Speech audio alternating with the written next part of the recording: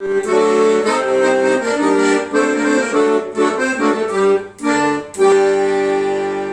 bugün Hayrat Ahmetov ağamızda toşan көңілмен туған күнімен құттықтаймын. Басыңыз аман, жеріңіз сау болсын. Өсіріп атқан ұлдарыңыздың қызығын көріңіз қайреке.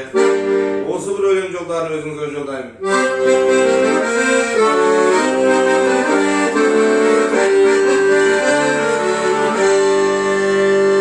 Бүгін сенің туған күнің шаттық қайреке. Сен туансаң таусылмайды үйде береке. Ынтымағы жарасқан бауырлар бірге.